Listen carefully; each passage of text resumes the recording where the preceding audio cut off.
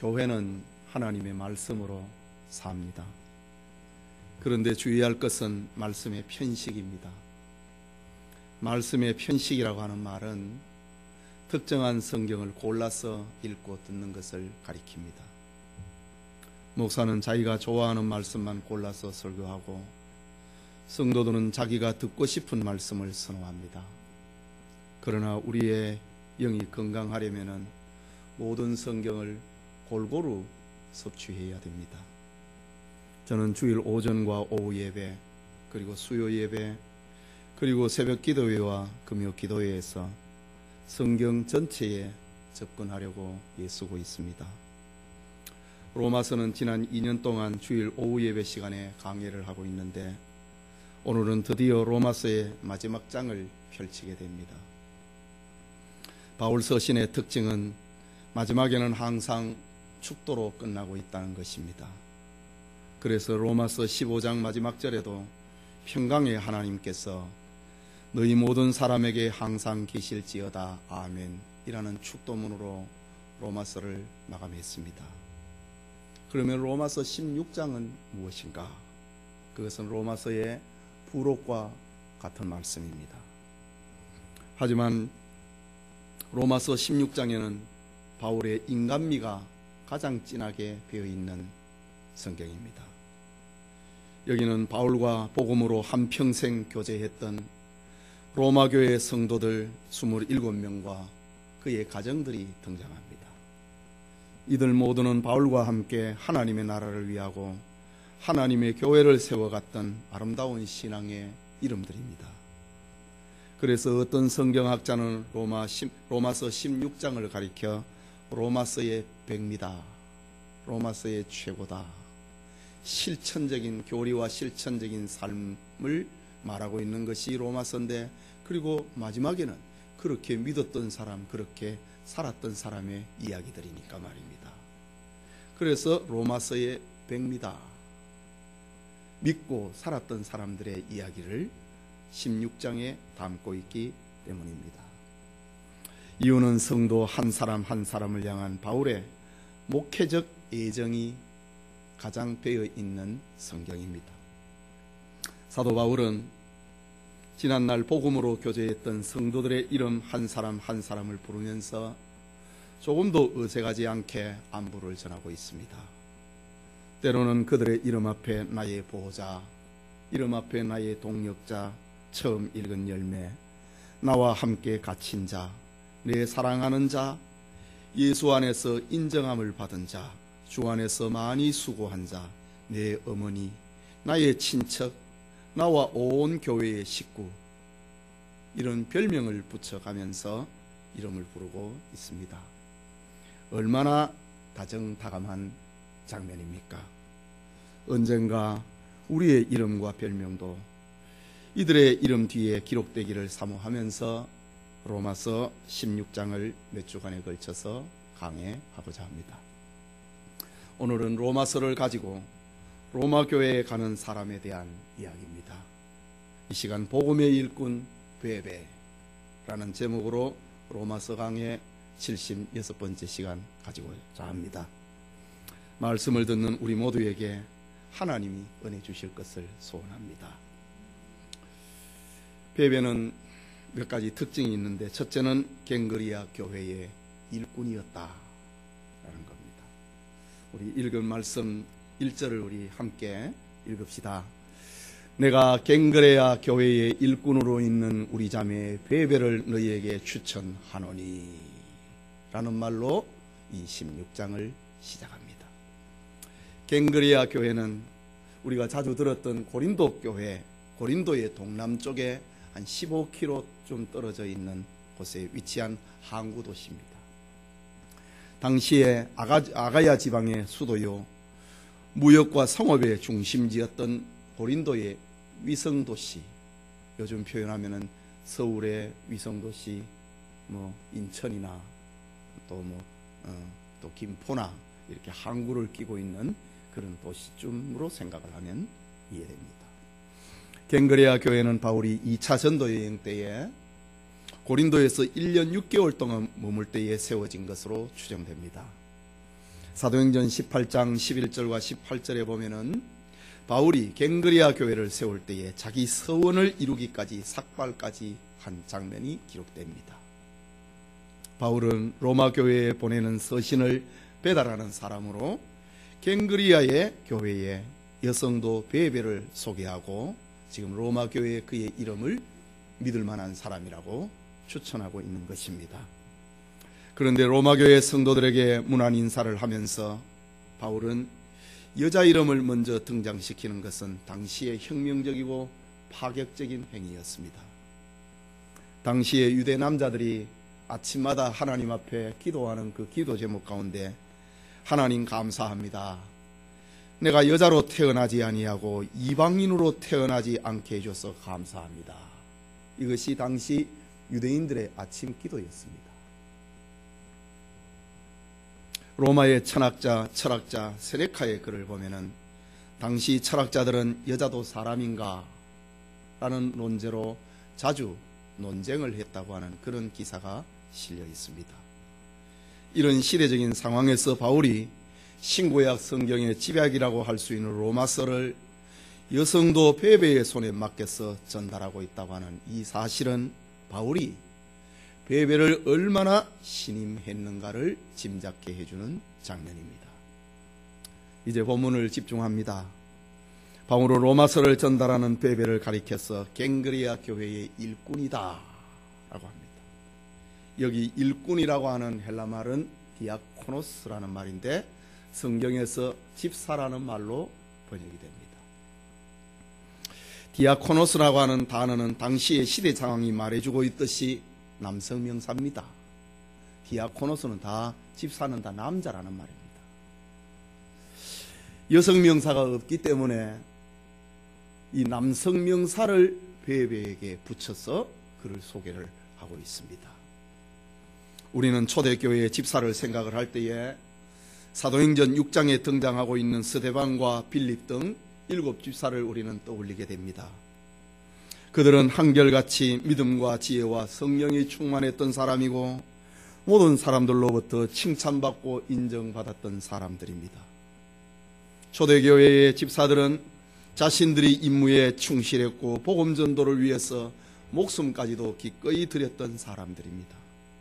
이런 시대의 베베가 갱그리아 교회의 집사가 되었다고 하는 것은 우리에게 교훈하는 바가 아주 큽니다.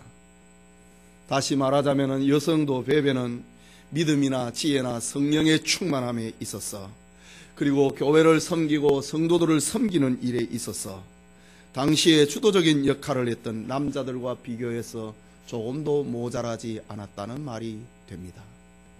교회 역사를 보면은 교회의 여자 집사 제도가 자리를 잡게 되는 것은 2세기 중반부터입니다. 당시의 여집사들의 활동은 대부분 신방과 고아와 과부를 돌아보는 일을 했고 병든 자와 가난한 자를 돌보는 일에 제한이 되어 있었습니다. 이런 일들은 주로 남자들의 손이 미치지 못하는 곳에서 일하는 것이었습니다.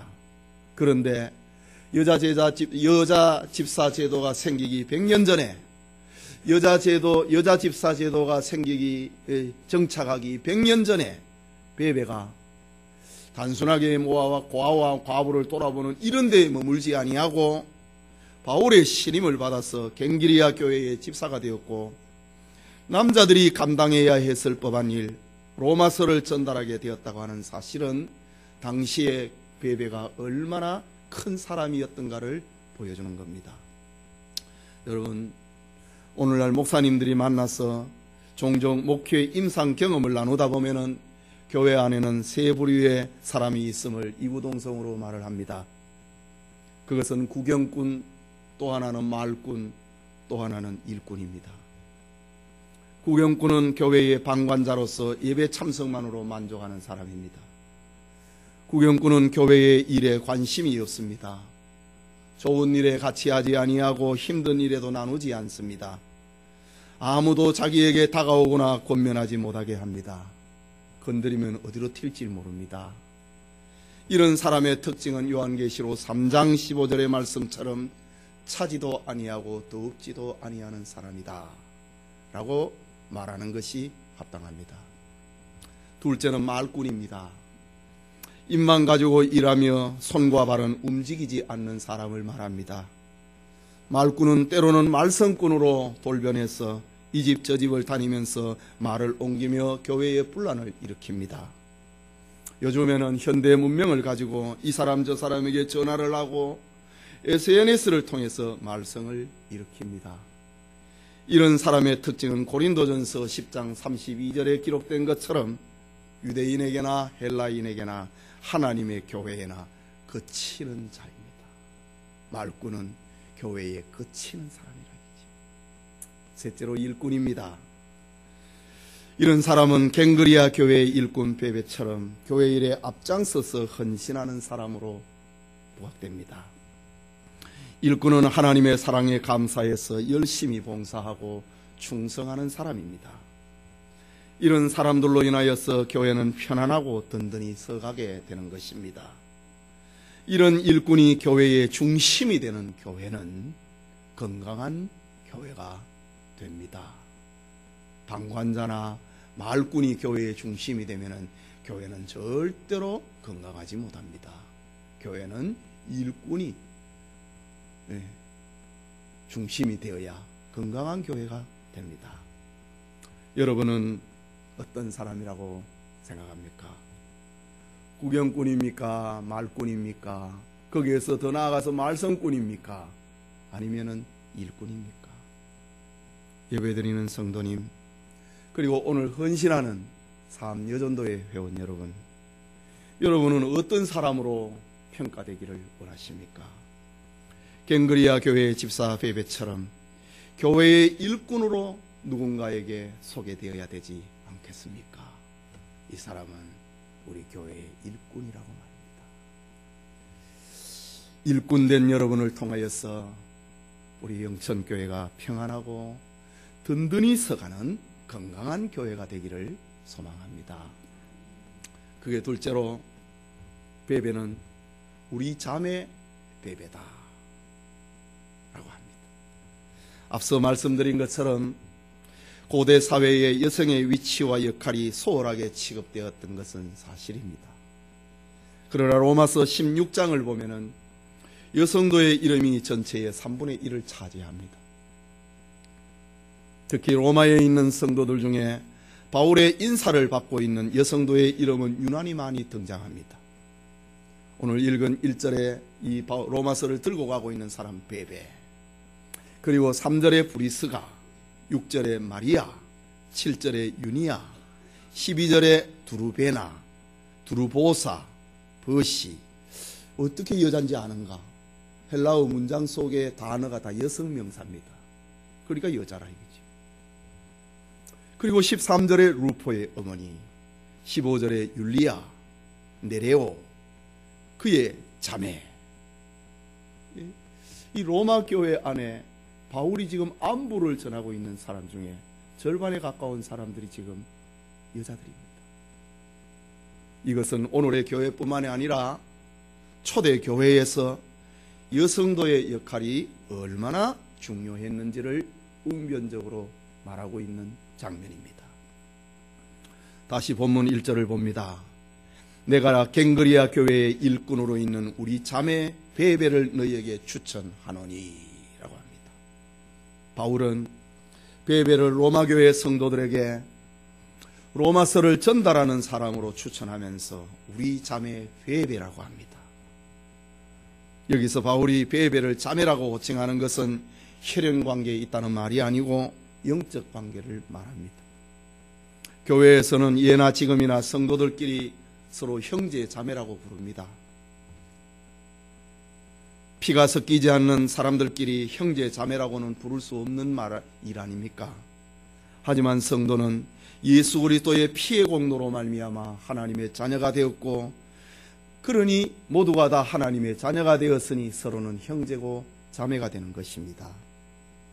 뿐만 아니라 하나님의 기업인 천국을 함께 상속받을 자가 되었으니 자식입니다. 형제 자매입니다. 그래서 성도는 성도들에게 서로에게 형제 자매라고 부릅니다. 옆 사람 한번 쳐다보십시오. 자매님 한번 불러보세요. 남자에게는 자매님이라고 하면 안 되지. 또 한번 쳐다보지. 형제님. 자, 우리 모두는 다 형제고 자매입니다. 여러분, 해병대 출신의 남자들은 자신들의 자존감을 높이기 위해서 한 번 해병은 영원한 해병이라는 말을 즐겼습니다. 그런데 우리는 이것과 비교할 수 없는 고귀한 성도의 관계가 있는데, 모든 성도는 영원한 형제와 자매다 라는 사실입니다.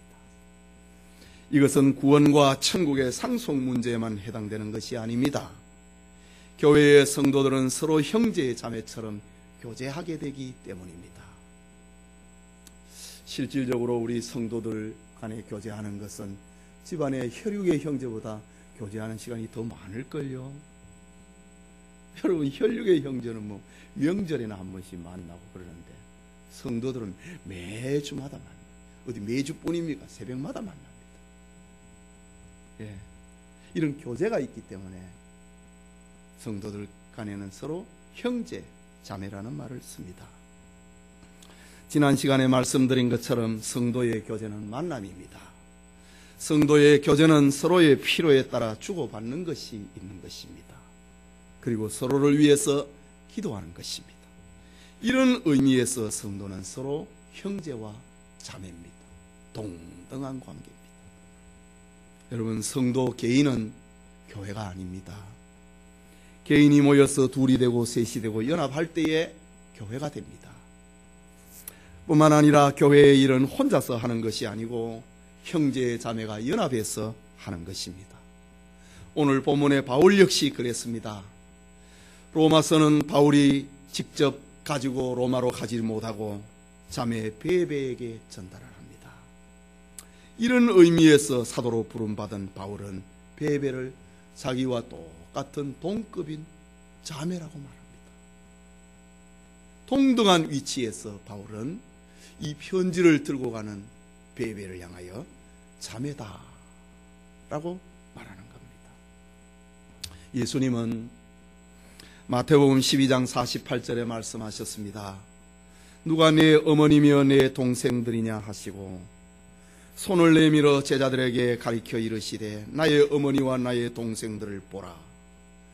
누구든지 하늘에 계신 내 아버지의 뜻대로 하는 자가 내 형제요 자매요 모친이니라 라고 말씀하셨습니다. 그렇다면 오늘 본문에 이 로마서를 들고 가는 자매 베베는 마음과 뜻과 생각을 같이 하여서 하나님의 뜻을 이루기 위해 헌신하는 사람이었다는 말입니다. 여러분, 우리는 오늘 본문에서 주의해야 할 말씀이 또 있습니다. 그것은 베베를 가리켜서 그냥 자매라고 말하지 아니하고 우리 자매라고 하는 말을 쓰고 있습니다. 이게 지금 무슨 말입니까? 로마서를 기록할 당시에 바울과 함께 있었던 고린도 교인 모두가 베베를 향하여 자매라고 부르고 있다는 말입니다. 그렇다면 우리 자매 베베라고 하는 말은 그가 소속이 되어 있던 교회 갱그리아 교회, 그리고 이웃한 고린도 교회 모든 성도들에게 인정과 신임을 받고 있다는 말입니다. 우리 자매 베베라고 하는 이 말씀이 담고 있는 말은 여기에서 끝나는 것이 아닙니다. 바울은 로마서 16장 서두에 베베를 우리 자매라고 소개함으로 자신과 베베와의 관계, 갱그리아 교회와 고린도 교회 성도들과의 관계를 로마 교회의 성도들에게 소개하는 겁니다. 말하자면은 베베는 사도 바울에게 인정을 받고 있고 갱그리아 교회와 고린도 교회에도 인정을 받고 있는 사람이니 이 편지를 받고 있는 로마 교회도 베베를 인정하라, 그 말입니다. 이런 이유로 인하여서 바울은 로마서 오늘 본문 2절에 너희는 주 안에서 성도들의 합당한 예절로 그를 영접하고 무엇이든지 그에게 소용되는 바를 도와줄지니, 베베는 나의 자매와 같다. 고린도 교회 온 성도들이 그를 향하여 자매라고 부른다. 갱그리아 교회의 성도들도 그를 향하여 자매라고 부른다. 그러니 로마 교회도 베베를 자매라고 불러야 되지 않겠는가? 너희들과 동급의 사람으로 불러야 되지 않겠는가? 그러니 베베를 만나거든 주 안에서 성도들에게 합당한 예절로 그를 영접하고 무엇이든지 그에게 소용되는 바를 도와주라 라고 말합니다. 말하자면 로마 교회는 베베를 만날 때에 심부름꾼으로 대하지 말라는 것입니다. 베베를 주 안에서 합당한 예절로 영접하고 그가 필요로 하는 것에 대해서는 그것이 숙소든지 음식이든지 경비든지 공급해 주라고 합니다. 바울은 이렇게 세심한 목회적 권면을 로마서를 들고 가고 있는 베베에게 그리고 이 편지를 받게 되는 로마 교회에게 세심한 목회적 권면을 하고 있습니다. 이 편지를 들고 가는 베베를 심부름꾼으로 여기지 말라. 그는 내 자매다. 갱그리아 교회의 자매다. 고린도 교회의 자매다. 너희들에게도 자매가 될 것이다. 그러니 그를 심부름꾼으로 여기지 말고 합당한 예절로 그를 영접하고 그가 필요한 것은 무엇이든지 공급해 주라 라고 말합니다. 여러분, 중세의 유명한 알베르 히트의 기도하는 손이라고 하는 그림에 얽힌 이야기를 알고 있습니까? 여러분, 우리 서점가에 가면은 액자에 그 스케치 되어 있는 이렇게 기도하는 손, 이거 보신 적 있지요? 예. 그게 알베르 히트의 작품입니다. 1490년대의 젊은 화가 알베르 히트와 프렌치는 절친한 친구 사이였습니다. 두 친구는 너무 가난했기 때문에 생계를 위하여서 일을 하면서 틈나는 대로 그림을 그려야 했습니다. 하지만 얼마 지나지 않아 그들은 두 가지 일하는 것과 그림 그리는 것을 함께 할 수 없다는 것을 알게 됩니다. 두 친구는 서로 의논을 하고 제비를 뽑아서 한 사람은 그림을 그리고 한 사람은 돈을 벌어서 그림 그리는 친구를 구원하자 라고 둘이서 약속을 합니다. 그리고 제비를 뽑았습니다. 결과 프렌치는 일을 하게 되고 알베르 히트는 학교에서 유명한 미술 선생님 밑에서 그림을 배우게 됩니다. 알베르 히트는 학교를 졸업을 하고 아주 유명한 화가가 되었고 돈도 많이 벌었습니다. 이제 역할을 바꾸어서 알베르 히트는 프란치를 미술학교에 보내려고 합니다. 하지만 그때 프란치는 친구를 위해서 너무 힘든 막노동을 했기 때문에 그의 손이 굳어서 더 이상 그림을 그릴 수 없는 처지가 되고 말았습니다. 프란치는 마음이 아팠지만은 화가가 되는 꿈을 포기합니다.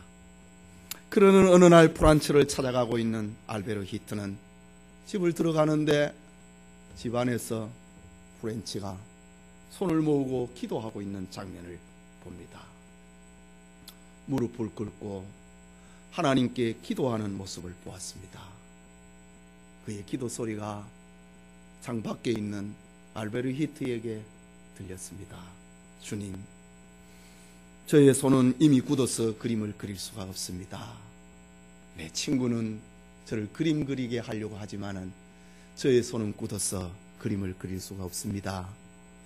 내가 할 몫을 알베르 히트가 할 수 있도록 도와주시고 주님의 영광을 위해 아름다운 그림을 그릴 수 있게 해주십시오 라고 방 안에서 무릎을 꿇고 손을 모으고 기도하는 것입니다. 이 광경을 보았던 알베르 히트의 마음이 얼마나 아팠겠습니까? 그는 거기서 흐르는 눈물을 닦을 생각조차 하지 못하고 복받치는 감정을 참으면서 그 자리에서 연필로 친구의 기도하는 손을 정성스럽게 스케치합니다. 그리고 기도가 끝난 친구 프렌치에게 다가갔습니다. 프렌치, 자네의 손이 오늘의 나를 있게 했네. 세상에 제일 아름다운 작품이 바로 내 눈앞에 있네 하면서 스케치한 그림을 그의 친구에게 보여주는 겁니다. 이것이 알베르히트 뒤르의 유명한 작품 기도하는 손이라는 그림입니다. 여러분, 오늘 본문의 바울은 베베를 로마 교회에 추천하면서 우리 자매라고 말합니다. 이것은 오늘날 목사와 성도, 성도와 성도의 헌신과 섬김과 사랑이 깃든 아름다운 관계를 들려주고 있는 말씀입니다. 섬김과 사랑을 통해서 아름다운 교회를 이루어가는 우리 성도님들 다 되시기를 소원합니다. 마지막으로 베베는 여러 성도들과 바울의 보호자가 된 베베입니다. 우리 2절 말씀을 다시 한번 같이 읽을까요? 너희는 주 안에서 성도들의 합당한 예절로 그를 영접하고 무엇이든지 그에게 소용되는 바를 도와줄지니 이는 그가 여러 사람과 나의 보호자가 되었음이라 라고 합니다. 여기 아주 중요한 단어 보호자라고 하는 말입니다. 이 보호자라고 하는 헬라 말은 프로스타티스라는 말입니다. 프로스타티스라는 단어입니다. 이 말은 당시에 두 가지 의미로 사용이 되었습니다. 하나는 로마 제국 그 시대에 시민권이 없는 사람, 경제력이 취약한 이방인들을 보호하는 사람을 가리킬 때에 프로스타티스라는 말을 썼습니다. 또 하나는 누군가가 마음 놓고 어떤 활동을 할 수 있도록 정기적으로 경제적 스폰서가 되어주는 물질적 후원자를 가리킬 때에 그 시대에 프로스타티스라는 말을 썼습니다. 헬라 문화권에서 보호자라고 하는 말 프로티사티스는 이런 역할을 감당할 수 있는 사람들은 제한이 되어 있습니다. 대개의 물질이 아주 부유한 사람에게 해당됩니다. 그들은 대부분 남자였지만은 종종 여자가 보호자가 되기도 했는데 이런 경우에는 이 여자는 유력한 남자에 준하는 역할을 감당할 수 있는 능력이 있을 때에 보호자라고 하는 호칭이 그에게 주어집니다. 그냥 단순하게 지켜줬다가 그런 개념이 아닙니다. 보호자라고 하는 것은 그 시대의 하나의 어떤 지위였습니다. 아무나 이 보호자란 말, 프로스타티스라는 이 말을 아무나 못 씁니다. 시민권이 없는 사람에게 그를 신분을 지켜준다. 이건 아무나 못하는 겁니다. 그 시대에 아주 유력한 사람이 될 때에만, 경제적으로 힘이 될 수 있을 때에만 이방인의 신분을 보호해주는 보호자가 될 수 있습니다. 그리고 아까 말씀드린 것처럼 어떤 사람이 특정한 일을 하는데 경제력이 없을 때 물질적인 스폰서가 되어주는 이런 사람에게 해당되는 호칭이 프로스타티스라는 헬라 말입니다. 그렇다면은 바울이 오늘 성경의 베베를 가리켜서 하는 말, 그가 여러 사람과 나의 보호자 프로스타티스가 되어 주었다. 그러면은 이 베베가 어떤 역량을 가지고 있었던 사람인지를 우리가 추측할 수 있습니다. 초대 교회에 내려오는 전설에 의하면은 베베는 과부였다고 합니다. 베베는 유식하고 유능하고 부유한 여자였다고 합니다. 그는 과거에 태양신을 숭배했던 우상 종교회를 추종했는데 바울을 만나서 예수님을 믿고 기독교로 개종하여 구원 얻은 여인이 되었습니다. 그리스도인이 되고 난 다음에 베베는 하나님의 은혜에 감격하여 복음과 초대교회를 위하여 헌신했습니다. 그는 약한 자들의 보호자가 되어 주었습니다. 병든 자를 돌봐주었고 가난한 자를 구제해 주었고 소외당한 자를 예수님의 복음으로 일으켜 세워주는 프로스타티스가 되어 주었습니다. 특히 복음을 전하였던 당시의 순회 전도자들과 주의 종들에게 극진히 대접했다고 합니다. 그는 사도 바울이 복음 전도 사역에 물질적인 후원을 아끼지 않았던 사람이었고, 사도 바울이 병으로 고통을 당하였을 때 친절한 간호도 잊지 아니했다라고 초대교회의 전설에 내려옵니다. 이런 이유에서인지 우리는 다 알 수는 없지만은 바울은 베베를 가리켜서 그가 여러 사람과 나의 보호자가 되어 주었다. 로마 교회에 베베를 소개를 하면서 이 사람 보통 사람 아니다. 프로스타티스다. 보호자다. 당시에 로마 시민권이 없는 사람, 그리고 수많은 이방인들, 그 사람의 신분을 보호해주는 사람이었다. 그리고 내가 전도 사역을 하는데 물질적인 스폰서가 되어주었던 사람이다 라고 바울은 로마 교회의 베베를 소개하고 있는 겁니다. 지금 바울은 베베의 따뜻한 사랑에 감사하고, 베베는 바울에게 뿐만 아니라 로마 제국 안에서 시민권이었고 경제력이 약했던 여러 사람들의 보호자가 되어주었다고 바울은 지금 로마 교회에 베베를 추천하고 있습니다. 베베가 이런 사람이다 라고 말입니다. 이런 사실은 바울이 로마 교인들이 혹시나 낯설게 여길 줄 모르는 사람, 그것도 여자 베베를 어떻게 생각할까 라는 우려심 속에서 그리스도 안에서 그를 영접하고 그를 도와주라 라고 말합니다. 사실 1세기에 두루마리 서신을 베베가 맡아서 로마까지 운반하는 것은 보통 위험한 일이 아닙니다. 그것은 목숨을 걸어야 되는 일입니다.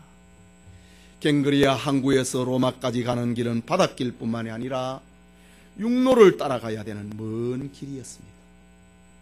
하지만 베베는 예수 그리스도의 복음을 위하여 이렇게 헌신했고 목숨을 아끼지 않았던 사람입니다. 여러분, 오늘 우리가 복을 받고 우리가 예수님을 믿고 이 자리에 예배자로 앉아 있는 것은 수많은 성도들의 섬김과 헌신과 희생의 결과라는 것을 우리는 절대로 잊어버려서는 안 됩니다. 우리가 복음을 들은 거 어느 날 갑자기 온 거 아닙니다. 수많은 사람의 희생으로 우리가 복음인이 된 것입니다. 지난 여름에 우리 교회 SFC 운동원과 청년, 그리고 장로, 권사, 피택자들이 초기 한국교회 역사를 탐방했습니다. 역사 탐방의 첫 코스로 양화진에 있는 선교사 묘역을 방문했습니다. 기억하십니까? 그 중에 24살에 조선에 와서 이 땅에 온 지 9개월 만에 맹장염으로 소천했던 루비 켄트릭 선교사의 묘비가 있습니다. 1909년에 이 땅에서 죽은 사람입니다. 여러분, 맹장염, 우리나라에는 당시에 못 고치는 병이었지만은 미국에서는 쉽게 고치는 병이었습니다. 맹장염으로 우리나라에 온 지 9개월 만에 죽습니다. 그런데 여러분, 그 가보신 분 생각나십니까? 그의 앞에 묘비명에 이렇게 써놨습니다. 만일 내게 1천 생명이 있다면 그것을 모두 조선에 주겠노라.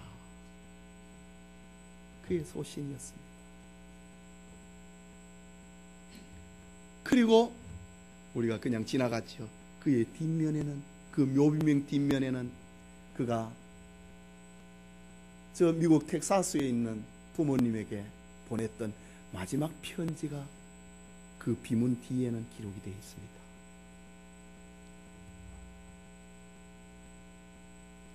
그 마지막 편지, 비문 뒤에 기록이 되어 있는 그걸 하나 소개를 하고 오늘 마치려고 합니다.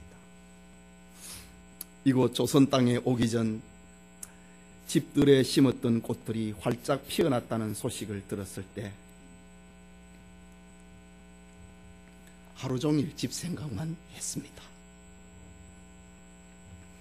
욕심쟁이 동생 수지가 그 씨앗을 받아 동네 사람들에게 나누어지다니 너무나 대견스럽군요. 아버지, 어머니, 이곳 조선 땅은 참으로 아름다운 곳입니다. 모두들 하나님을 닮은 사람들 같습니다. 선한 마음과 복음에 대한 열정으로 보아 아마 몇십 년이 지나면 이곳은 예수님의 사랑이 넘치는 곳이 될 것 같습니다.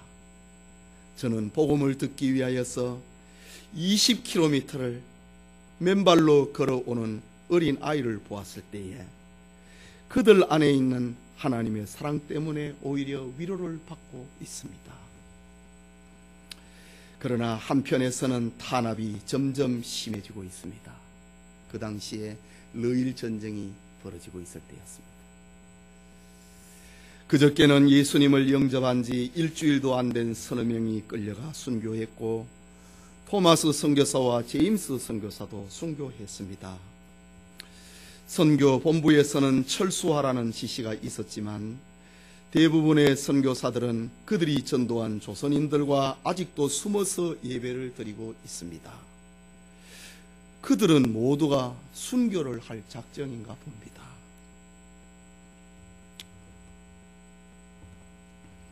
오늘 밤은 유난히도 고향으로 돌아가고 싶습니다. 외국인을 죽이고 기독교를 증오한다는 소문 때문에 부두에서 저를 끝까지 말리셨던 어머니의 얼굴이 자꾸 제 눈에 어른거립니다. 아버지, 어머니, 어쩌면 이 편지가 마지막일 수도 있습니다. 제가 이곳에 오기 전 뒤뜰에 심었던 한 알의 씨앗이 이제 내년이면 온 동네가 꽃으로 가득하겠지요. 그리고 또 다른 씨앗을 만들어 조선 땅에 있는 많은 꽃들이 피고 그들도 여러 나라에서 씨앗이 될 것입니다. 저는 이 땅에 저의 심장을 묻겠습니다. 바로 이것은 제가 조선을 향해 가지는 열정이 아니라 하나님께서 조선을 향해 가지신 열정이라는 것을 알게 되었습니다. 아버지, 어머니 사랑합니다. 그 마지막 편지입니다. 이 소식이 텍사스의 그의 집에 전해진 다음 날 루비 캔드릭이 죽었다고 하는 부고장이 그 다음 날 또 도착합니다. 이 소식에 미국 텍사스에 있는 그의 교회는 눈물바다를 이루었고 그의 희생을 전해 들었던 텍사스의 청년 20명이 낯선 조선의 선교사로 헌신하게 됩니다. 뿐만 아니라 텍사스의 에빗 청년회는 해마다 헌금을 모아서 조선에 사역하던 선교사들의 사례비를 지원했다고 합니다. 여러분, 오늘날 세계교회가 주목하는 한국교회의 기적은 결코 우연이 아닙니다. 믿음의 선배들의 헌신과 순교의 터 위에 세워진 것입니다. 이제는 우리 차례입니다. 복음의 빚진 자의 사명, 그것은 값싼 구호로 끝나지 아니하고 대가를 수반하는 실천적 행동이 있어야 되는 것입니다. 루비 캔들에게 마지막 편지처럼 이 나라에도 언젠가는 복음의 씨앗을 다른 사람에게 나누어 줄 날이 올 것입니다. 지금 이 일이 우리 앞에 벌어졌지 않습니까? 사랑하는 성도 여러분, 그리고 오늘 헌신을 다짐하는 삼여전도의 회원 여러분, 바울은 로마서를 마무리하면서 자신이 쓴 편지를 베베의 손에 들려보내면서 베베를 소개합니다. 베베는 갱그리아 교회의 집사다. 베베는 우리의 자매다. 그리고 베베는 여러 성도와 나의 보호자 프로스타티스다 라고 소개합니다.